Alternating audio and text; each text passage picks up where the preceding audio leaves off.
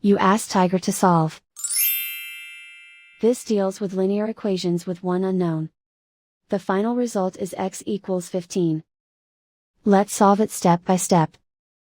Group all constants on the right side of the equation. Add 17 to both sides. Simplify the arithmetic.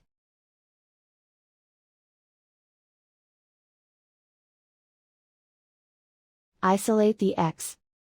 Divide both sides by 4. Simplify the fraction. Find the greatest common factor of the numerator and denominator.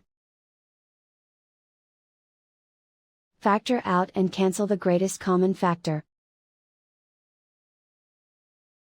And so the final result is x equals 15.